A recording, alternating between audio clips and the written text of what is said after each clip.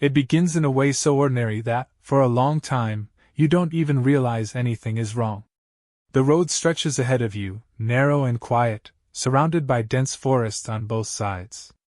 The trees stand tall and motionless, their branches forming a canopy that dims the light just enough to make everything feel slightly distant, slightly unreal.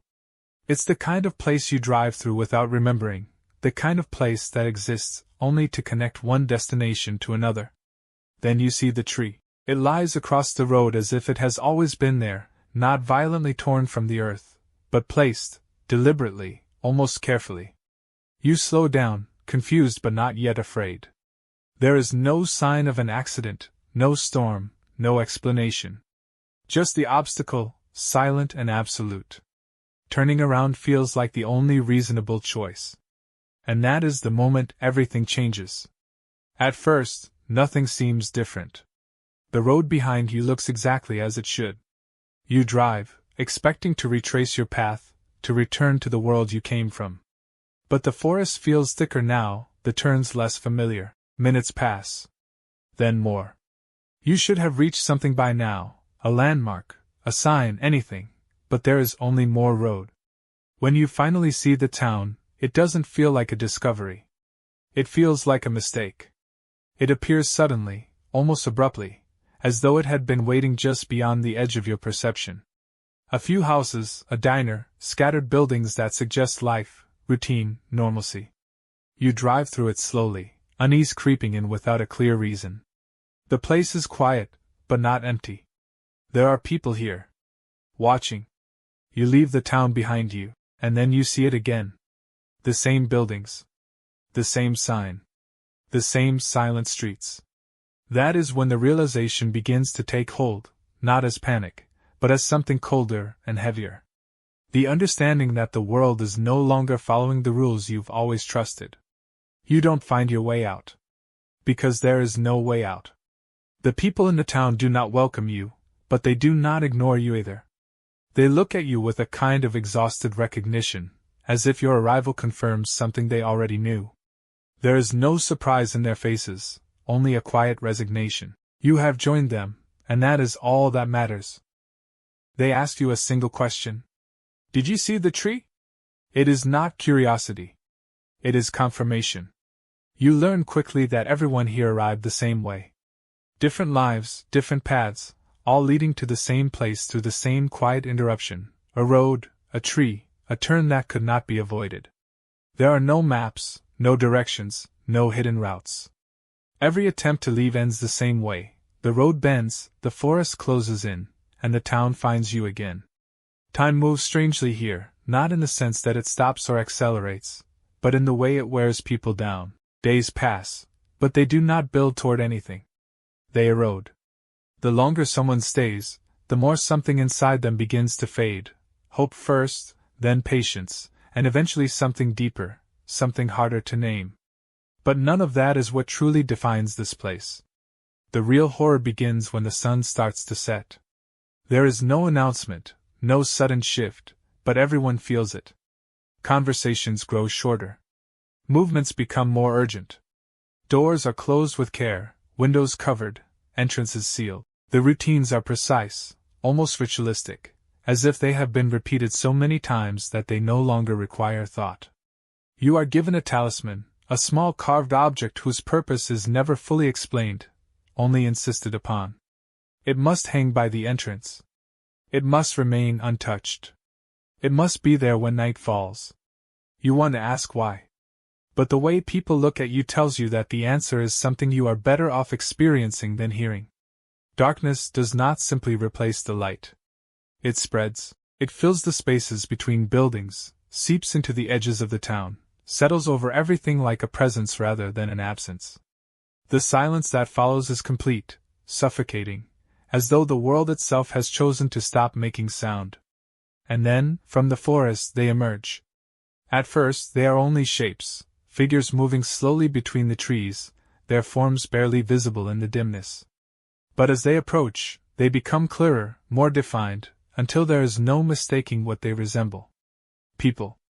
A man in simple clothes. A woman with a calm expression. Sometimes even a child. Their appearances are unremarkable, almost mundane, and that is what makes them so deeply unsettling.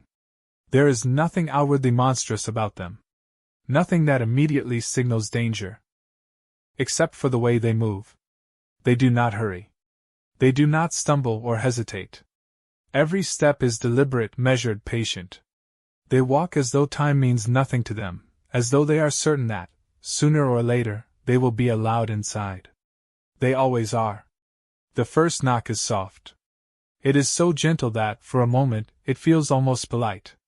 Like a visitor who does not wish to disturb. The sound echoes faintly through the house, drawing attention without demanding it. Then comes the voice. It is calm, warm, almost familiar. It carries a softness that doesn't belong to anything dangerous, and yet something about it feels wrong in a way that is difficult to explain. "Please," it says. "Let me in." The words are simple, but they do not feel simple. They linger in the air, pressing against your thoughts, slipping into places you cannot easily guard. There is a quality to them that suggests understanding, empathy, something human. That is the deception. Because they do not force their way inside. They wait.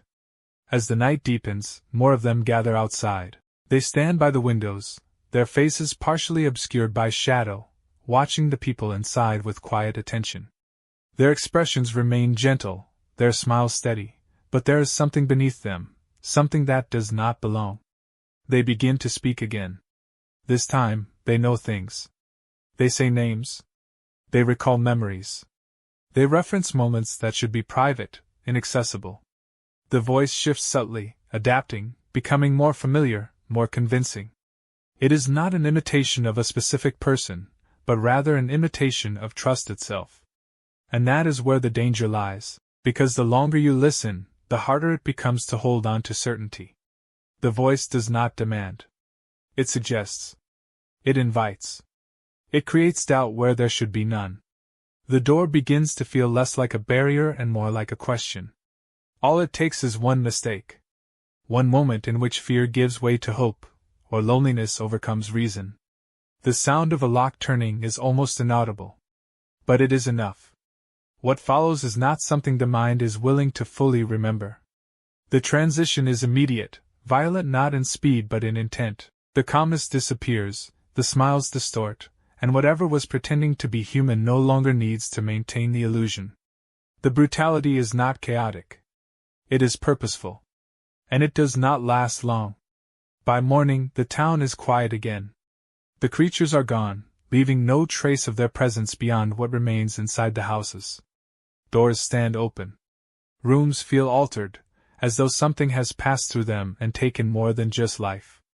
The people who survive do not speak of it in detail. They acknowledge what happened, but only in the simplest terms, as if anything more would risk breaking something fragile within them. Because in this place, survival depends not only on caution, but on restraint, the ability to not think too deeply about what waits outside, or what might happen if that thin line of protection fails. And it always can. That is the truth no one escapes. No system is perfect. No person is immune to doubt, to grief, to the quiet, persistent desire to believe that the voice outside might be real, might be safe, might be something other than what it is. The town does not rush this process. It does not need to.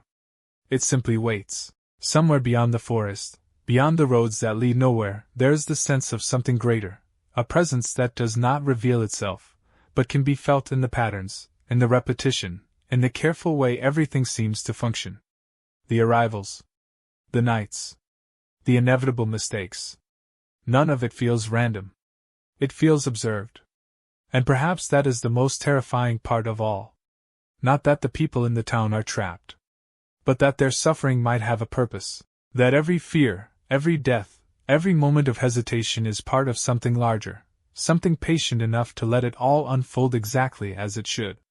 Because in the end, the town does not need to hold you forever. It only needs to keep you there long enough for you to let the wrong thing in.